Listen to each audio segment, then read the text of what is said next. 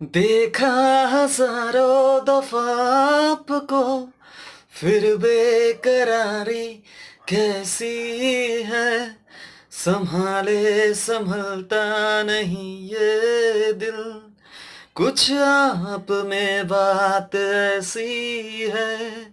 সত্যি তাই, এদেরকে দেখে নিজের দিলকে মনকে কিছুকে সামলানো যায় না, মানে সত্যি এরা একটা মানে এমনই রূপ ধারণ করেছে। তো এইখানেই আজকে তোমরা ভিডিও দেখে বুঝতেই পারছো এখানে জবা নিয়ে আজকে কথা বলবো। তো এখানে সেটা ম্যাটার করে না যে কোন জবা বা কোন গাছ, শুধু আমি গাছ নিয়ে আজকে কথা বলবো, গাছ বা গাছের মাটি।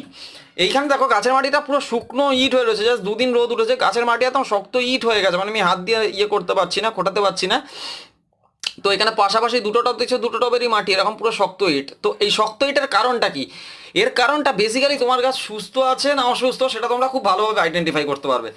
যদি তোমরা দেখো দিনের আগের দিন জল দিচ্ছ, জল দেওয়ার পরের দিনই মাটি এরকম শক্ত হয়ে যাচ্ছে বা হার্ড হয়ে যাচ্ছে বা জল পুরো ময়েশ্চার পুরো জলটা টেনে নিচ্ছে, তাহলে তোমার গাছ 100% সুস্থ আছে। কারণ গাছ যতক্ষণ ও জল টানতে পারছে মানে ওর পুরোপুরি ওর রুটস সুস্থ আছে। কারণ গাছের রুট হচ্ছে গিয়ে, গাছের সবটা ডিপেন্ড করে গাছের রুটসের উপর বা শিকড়ের উপরে। তো গাছের শিকড় একদম সুস্থ আছে, যার জন্য পুরো জলটা টানতে পারছে। আর এইখানে দেখো মাটিটা কাদা কাদা আছে, অতটাও নেই বাট কাদা কাদা আছে, কিন্তু গাছটা একটু প্রবলেম আছে।